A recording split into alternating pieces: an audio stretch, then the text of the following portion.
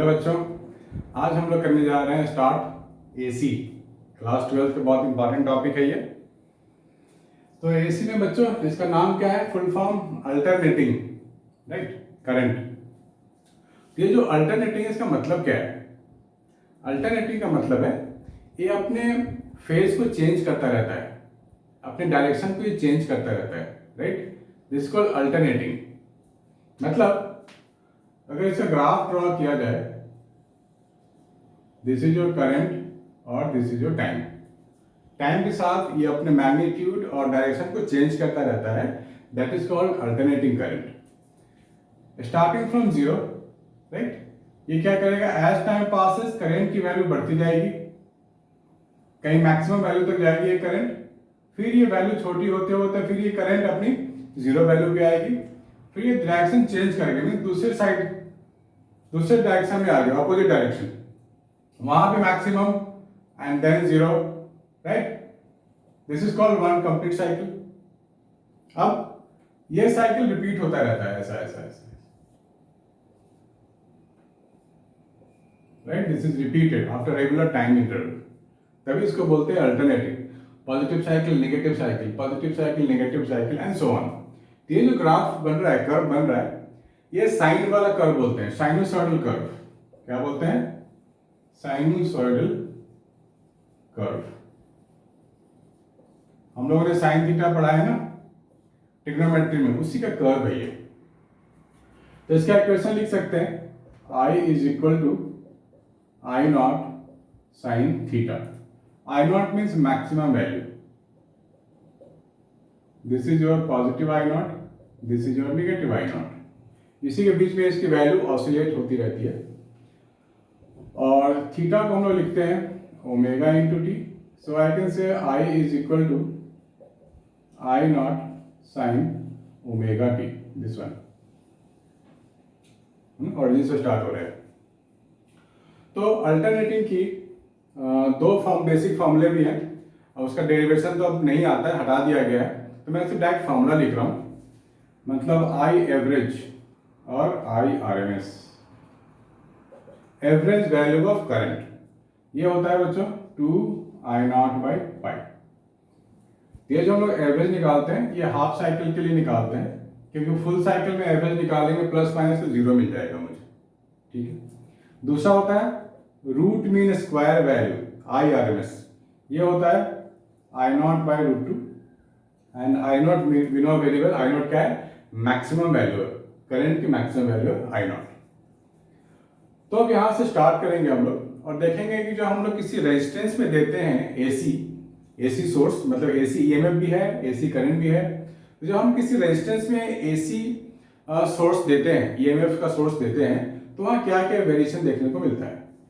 मान लो हमारे पास है, this is your resistance and this is your AC source. ये एसी सोर्स का सिंबल है, ये आपको पहले नहीं मिला, ये भी मिला है, इसको नोट डाउन कर लो। तो जैसे यहाँ पे करंट की वेरिएशन हमने दिखाई है, सिमिलरली मैं यहाँ पे ईएमएफ की वेरिएशन दिखाऊंगा। E is equal to E not sine omega t, this is your resistance. ये करंट ऐसे देगा आई, ऐसे ऐसे चलता रहेगा। तो हम लोगों ने बिल्कुल बेसिक तो पढ़ाई है ना, ओम्स लॉ पढ़ा है, उसी का अप्लाई कर देते हैं, तो हमारे को मिल जाएगा relationship V voltage is equal to I into R. That means E को मैं रिप्लेस कर रहा हूं, तो सिंपल ओम्स लॉ है, E को लिख रहा हूं मैं E not sine omega t, that is I R, और we can say I is equal to E not by R sine omega t, ठीक है। E not by R means क्या है? ये मैक्सिमम वोल्टेज, E नॉट तो maximum voltage हो गया, जैसे I नॉट यहाँ मैक्सिमम था, maximum voltage upon resistance, this is your maximum current. So E not I not sine omega T लिख दिया मैंने। सो E नॉट बाय आर को मैंने लिखा है I not sine omega t, ठीक है बच्चों। तो हमारे पास ईएमएफ में भी साइन ओमेगा टी और करंट में भी साइन ओमेगा टी, तो इसको क्या बोलेंगे? दोनों में एंगल में कोई डिफरेंस ही नहीं है, तो बोलेंगे there is zero phase difference between current and voltage. लिख लो, इसे हटा देता हूं मैं, this has no use.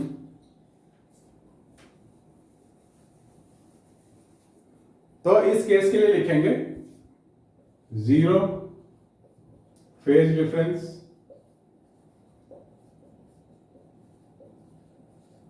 between current and voltage, right. अभी हम लोग केस 1 डिस्कस कर रहे हैं। इसका आप नाम भी आप दे सकते हो रेजिस्टेंस विथ एसी सोर्स, या आप हेडिंग दे दो रेजिस्टेंस विथ एसी सोर्स।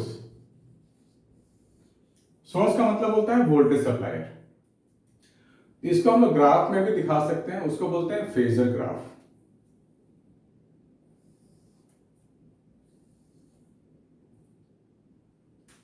अब देख लो बच्चों, यहां पर दोनों में कोई फेज डिफरेंस तो है नहीं।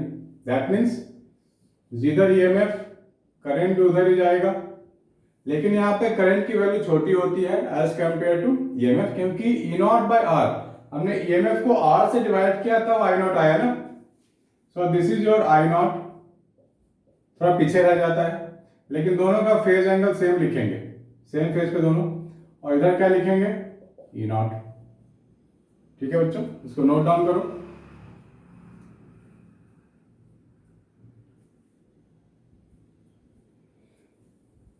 इसका दूसरा ग्राफ भी पॉसिबल है। ये ईएमएफ के लिए ले लो ग्राफ, यहां लिख लो ईएमएफ, और ठीक इसके नीचे रन करेगा ये, this is your current I, है ना। Both are starting from the same point, क्योंकि दोनों ही sine omega t sine omega t है, तो दोनों आप लोग ड्रॉ कर लो बच्चों अच्छे से।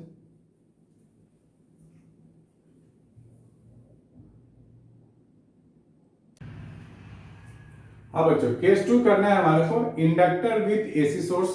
Inductor means we have a coil, ऐसा ये कॉइल है, इसे हमने एक लगा दिया AC source.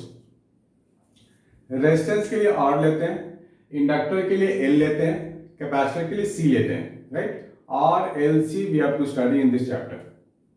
Again we have to take E is equal to E not sine omega t, right. ये करंट ऐसा कुछ देगा, तो यहां पे अभी हम लोग ओम्स लॉ लगाएंगे बेटे। तो किसी भी कॉइल के लिए जैसे हमने ईएमआई में पढ़ा था, सेल्फ इंडक्शन म्यूचुअल इंडक्शन, तो किसी भी इंडक्टर के लिए जो रेजिस्टेंस हम लोग लेते हैं ओम्स लॉ के अकॉर्डिंग लेंगे, मतलब E is equal to I into resistance, ठीक है। तो ये जो रेजिस्टेंस है यहाँ पर वो क्या लेंगे, ये भी कोई रेजिस्टेंस ऑफर करेगा, ठीक है। तो ये जो ईएमएफ, इसके अक्रॉस ईएमएफ लेते हैं, ईएमएफ फॉर एनी इंडक्टर वो लेते हैं L d I by d t, ठीक। और हमने इसको ईएमएफ सोर्स क्या दिया हुआ है, E not sine omega t, तो इसके लिए मुझे काम करना पड़ेगा। तो मैं लिख सकता हूं EMF source E not sine omega t, ये भी कुछ वोल्टेज डेवलप करेगा इसके across, that is L d I by d t, ठीक है। Now I can write E not by L sine omega t, इसे हटा दो, sine omega t d t is equal to d I, इसे integrate करेंगे हम लोग, ठीक है। तो ये हमारे पास साइन का इंटीग्रेशन क्या होता है बच्चों, minus cos omega T divide by omega, this is your current. Now I am getting E not by omega L, minus cos को मैं लिख सकता हूं sign omega t minus pi by 2, right. आप लोग एक्सपैंड करके देख लो वापस से मिलता है कि नहीं, साइन ए कॉस बी माइनस कॉस ए साइन बी, राइट, वापस से मिल जाएगा आपको। अब यहाँ पे जो ओमेगा एल है इसे बोलते हैं रेजिस्टेंस ऑफर्ड बाय इंडक्टर, इसे डिनोट करते हैं एक्स एल से। दिमाग में रखना बच्चे, एक्सएल क्या है, एक्सएल है ओमेगा इंटू एल।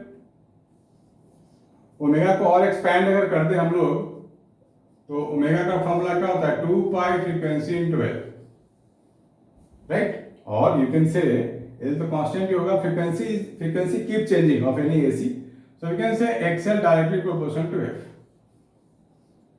right? इस पे भी ग्राफ बनते हैं। अगर मैं यहाँ ले लूँ एक्सेल और ये F, so this is the graph. कभी कभी इस पर भी क्वेश्चन आ जाते हैं, तो वापस यहाँ आ जाओ। ई नॉट बाई एक्सेल, ये क्या हो गया, sine omega t minus pi by 2 आई।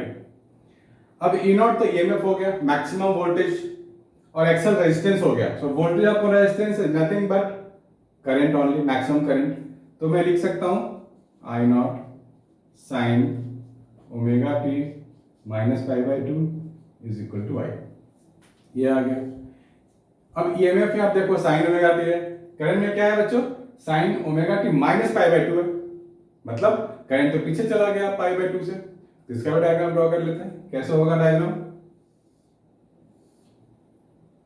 ये आपका ईएमएफ है, तो पाई बाई 2, ये पाई बाई 2 पीछे कर दो, this is E and this is I, या फिर कह लो ई नॉट आई नॉट, पीछे चला गया। और अगर इसे ग्राफ ड्रॉ करें हम लोग, this is your EMF, current पीछे, तो पाई बाई 2 पीछे चला गया बच्चों, right.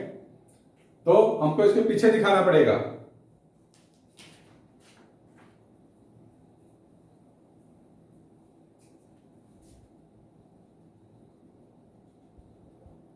This is current, both graphs are very important, दोनों ड्रॉ कर लो बच्चों,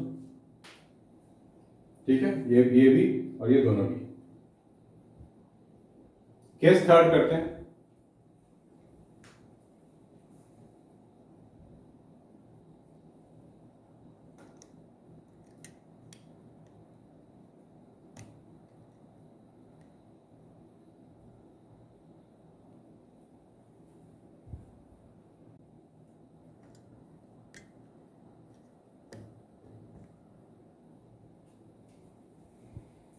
केस थर्ड है बच्चों, कैपेसिटर विथ एसी सोर्स।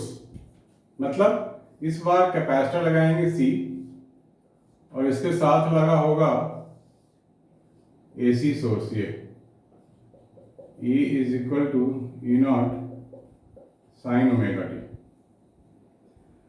तो हम लोग क्या लिखेंगे, वोल्टेज हम लोगों ने कैपेसिटर में किया था, Q is equal to C V, याद होगा आपको, Q is equal to C B.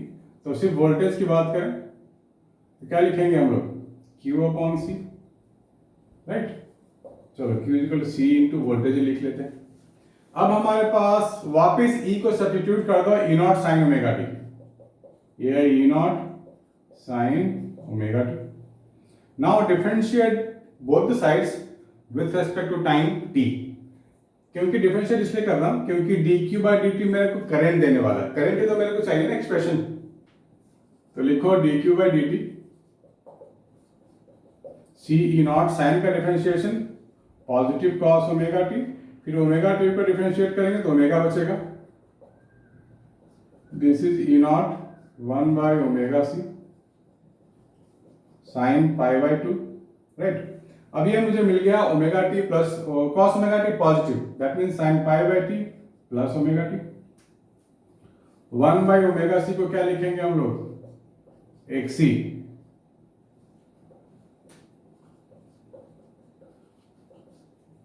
ठीक है। XC means resistance offered by the capacitor.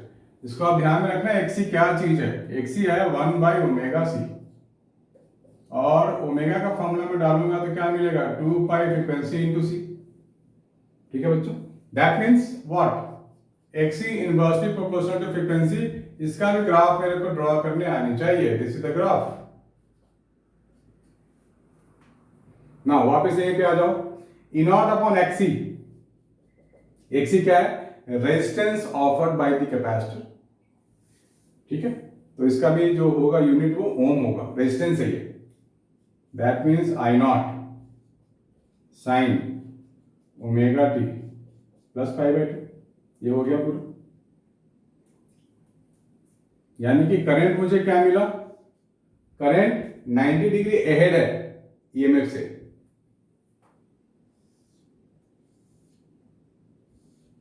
This is EMF, इसमें 90 डिग्री अहेड का मतलब करंट आगे निकल गया ऐसा, ये यहाँ ओमेगा टी होगा, ओमेगा टी प्लस 90 इसके लिए हो गया, राइट।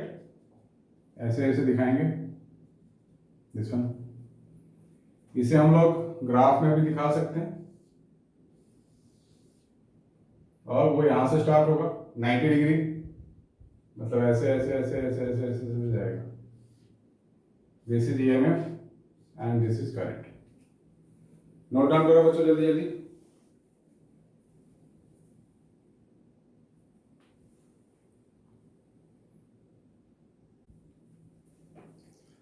हाँ बच्चों, अभी हम लोग देखेंगे आरएलसी कंबाइन। तीनों को हमने एक साथ जोड़ दिया, इंडिविजुअल करके देख लिया, अब इन तीनों को कंबाइन कर दिया हम लोगों ने, तो क्या बोलेंगे आरएलसी या एलसीआर सीरीज सर्किट। तो ये करंट देना शुरू कर देगा ऐसा, ठीक है बच्चों। तो इसका ग्राफ से हम लोग स्टार्ट करते हैं। इसका ग्राफ अगर मैं ड्रॉ करूं, तो अगर रेजिस्टेंस की बात करें, रेजिस्टेंस में क्या होता है, जिधर करंट उधर ईएमएफ, दोनों की फेज सेम। वोल्टेज ये मैं लिखूंगा वी आर, और इधर मैं ले लेता हूं वी एल, और ये हो जाएगा वी सी, राइट। करंट भी इधर ही है मैंने, तो जिधर करंट उधर ही होगा वोल्टेज ऑफ रेजिस्टेंस। और अब कैपेसिटर के केस में क्या होगा, करंट से पीछे रहेगा voltage 90 degree, current is ahead, तो ये हो जाएगा वीसी नीचे और वीएल ऊपर। तो अगर मैं कंबाइन कर दूं दोनों, देखो वीएल यहां पॉजिटिव है, वीसी यहां निगेटिव है, दोनों का कंबाइन करके मैं क्या लिख सकता हूं, ध्यान देना बच्चों, ध्यान से देखना। VL माइनस VC, मान लो VL की वैल्यू 5 6 ऐसा कुछ है, और VC की वैल्यू मान लो -1 या -2 है, तो 5 - 1 अल्टीमेटली 4 ही पॉजिटिव मिलेगा मुझे। This is and this is your VR जो करंट के अलॉन्ग ही है, और टोटल जो वोल्टेज है मेरे पास वो क्या है, E0 है ना, maximum possible voltage, which is the resultant of this two. तो इस यहाँ पे एक ट्राइंगल तुम बना लो, पैरेललोग्राम बना लो, और नाम दे दो OABC, ठीक है बच्चों। तो यहां पर जो OB है that is the resultant of OA and OC। तो मैं क्या लिख सकता हूं, मैं लिख सकता हूं OB is equal to under root OA का स्क्वायर प्लस OC का स्क्वायर, ठीक है।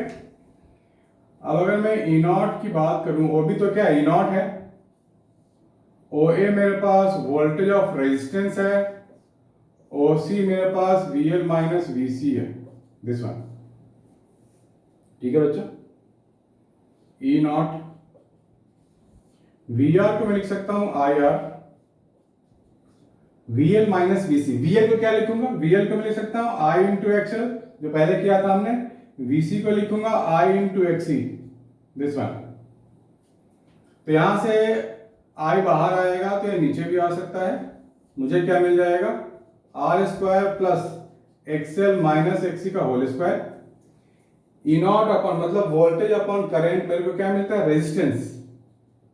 तो जब RLC की बात करेंगे तो total voltage upon total I को बोलते हैं इंपिडेंस Z। ये कुछ नहीं है, रेजिस्टेंस ही है, कंबाइंड रेजिस्टेंस ऑफ RLC।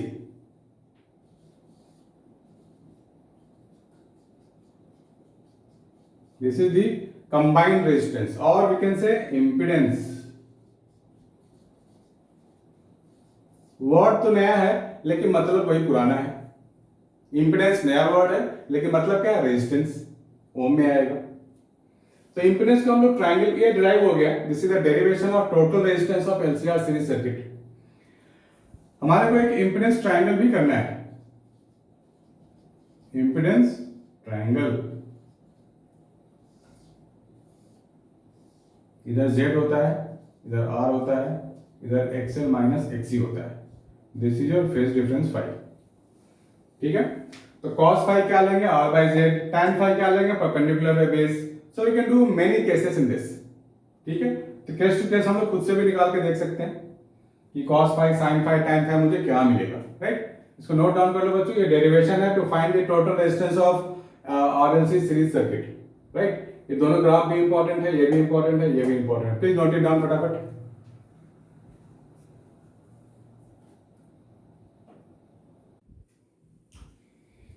हाय बच्चों, आगे हमारे को करना है रेजोनेंस। Resonance, right. आपने वर्ड पहले भी सुना होगा, रेजोनेंस क्या होता है। तो अल्टरनेटिंग करंट में मैं आपको फॉर्मूला याद दिला दूं, इम्पीडेंस वाला पहले।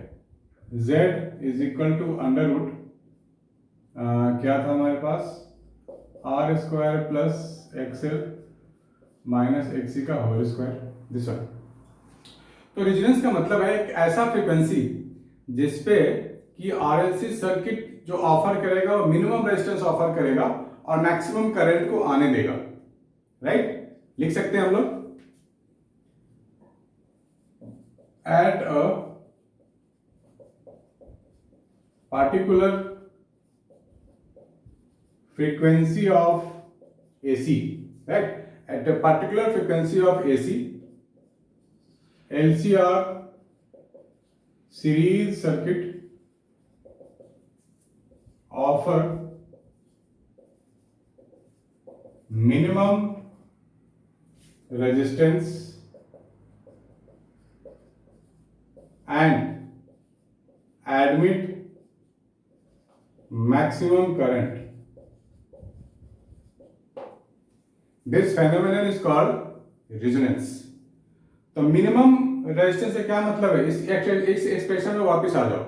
इम्पीडेंस, मिनिमम रेजिस्टेंस कब होगा इस केस में, जब ये वाला फैक्टर जीरो हो जाए, क्योंकि ये पूरा होल स्क्वायर है, नेगेटिव तो हो नहीं सकता, राइट। और हम एलसीआर की बात कर रहे हैं, एल भी है, इंडक्टर है, कैपेसिटेंस है, रेजिस्टेंस है।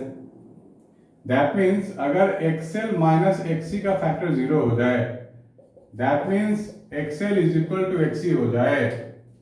एक्सएल क्या था, ओमेगा इंटू एल, और ये है ओमेगा इंटू सी। ये इक्वल कब होता है, ओनली एट रेजोनेंस। इसमें मैं ओमेगा को आर डिनोशन दे रहा हूं क्योंकि हम रेजोनेंस कंडीशन की बात कर रहे हैं, वैसे इक्वल तो होता नहीं है, रेजोनेंस कंडीशन की बात हो रही है। So resonance omega हो गया 1 by under root of LC. So at this omega, this happens, resonance happens. Resonance का omega का फॉर्मूला डाल दो 2 pi frequency R under root of LC, or we can say resonance frequency is this one. This is your resonance frequency. Note it down बच्चों। इसके बाद हम लोग करेंगे पावर, इसको नोट डाउन कर लो पहले।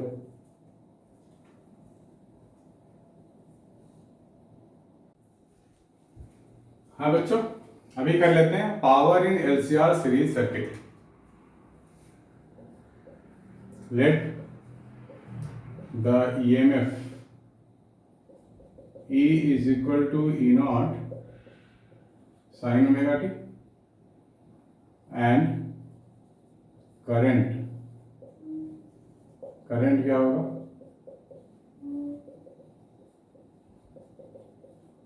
मान लेते हैं ये करंट है। तो बच्चों पावर क्या होता है, EMF into current, this is the power. और ईएमएफ मेरे को पता है E not sine omega t into I, I को मैं रिप्लेस करूंगा I not sine omega t minus five,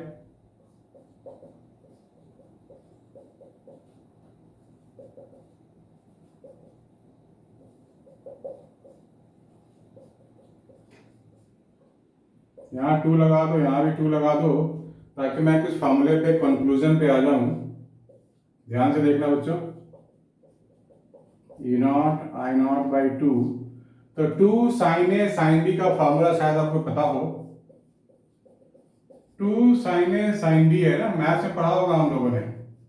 cos हम लोग ऐड करते थे ना, cos of A plus B, right, cos of A minus B minus cos of A minus B.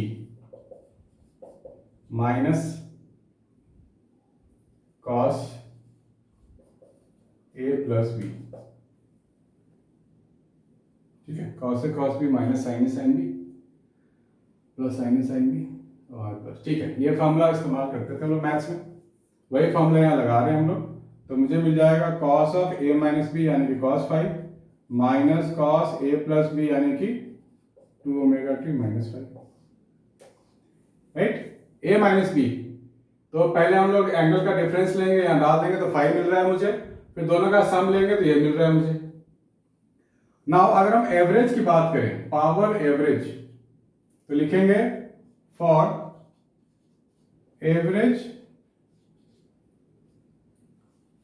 Cos 2 omega t minus 5, ये जो term है ये 0 मिलेगा। Positive cycle, half cycle, positive और नेगेटिव साइकिल को मिला दे तो पूरा एवरेज मेरे को टाइम डिपेंडेंट वाला फंक्शन 0 मिलता है।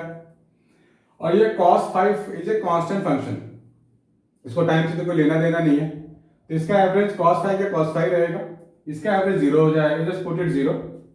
तो पावर एवरेज मेरे को मिल जाएगा E not I not cos 5 by 2, और क्या लिख सकते हैं हम लोग, E not by root 2 I not by root 2 into cos 5। So average power इसका भी E नॉट बाई रूट 2 क्या होगा, EMF E RMS, I not by root 2 I RMS, right, cos 5, ठीक है बच्चों। तो cos 5 का जो नाम दिया गया है ना, वो नाम क्या है, पावर फैक्टर, इसका नाम ही अलग हो गया, बताओ। यानी कि जब पावर फैक्टर फाइंड करने को बोला जाएगा तो हम लोग क्या करेंगे, cos 5 फाइंड करेंगे, और एवरेज पावर बोला जाएगा तो सीधा पूरा का पूरा एवरेज पावर हो गया ये, ठीक है बच्चों। तो ध्यान में रखना आप ये चीज। और इंपेडेंस ट्रायंगल में जाके वापस वहां से भी cos 5 we can find it easily, impedance triangle का मैंने बताया था आपको, आप ध्यान में रखना, इसको नोट डाउन कर लो बच्चों।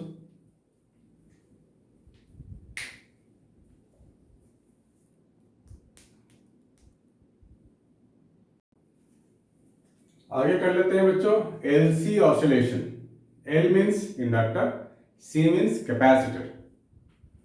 तो इसमें हमें क्या करना है, हमारे को एक तो इंडक्टर लेना है और एक चार्ज कैपेसिटर लेना है। मतलब हमने इस कैपेसिटर को चार्ज किया हुआ है, फुल्ली चार्ज है, ये डॉट डॉट दिखा means it is fully charge.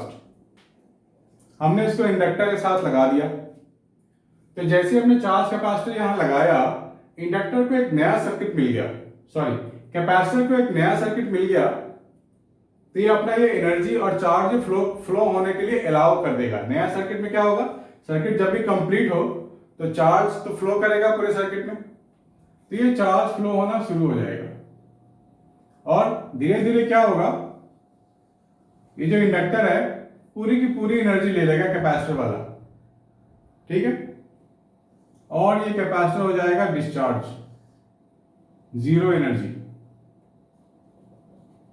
Zero. पहले इसके पास जीरो एनर्जी था EL, अभी EC जीरो हो गया और ये पूरा चार्ज हो गया, इसने अपना पूरा मैग्नेटिक फील्ड में कन्वर्ट कर लिया एनर्जी को, ठीक। फिर क्या होगा, फिर ये चार्ज देना, चार्ज सप्लाई शुरू करेगा वापस।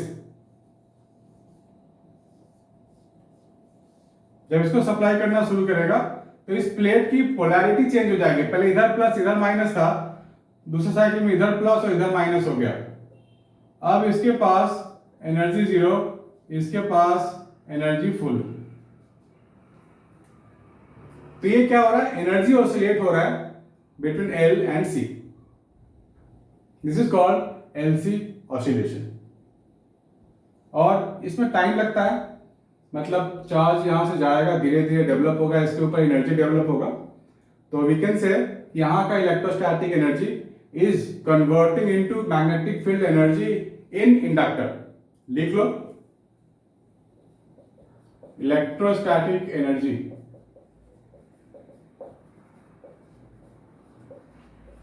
From capacitor is changing into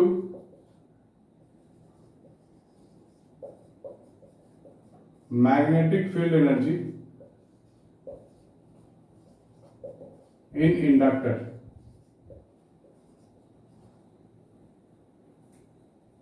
right. Time होता है, थोड़ा बिल्डअप होने में टाइम लगेगा। फिर जब ये फुल्ली सेटिस्फाइड हो जाएगा, फुल एनर्जी आ जाएगी, तो वापस इसको देगा, इसमें भी थोड़ा टाइम लगेगा, देता रहेगा देता रहेगा देता रहेगा, एनर्जी फिर जीरो हो जाएगा। Now it is fully charge with reverse polarity, right. Fully charge with reverse polarity आपको मेंशन करना होगा। आप समझ गए तो खुद से लिखना है, इसमें कोई रटने वाली बात बिल्कुल भी नहीं है, ठीक है बच्चों। इसको नोट डाउन कर लो।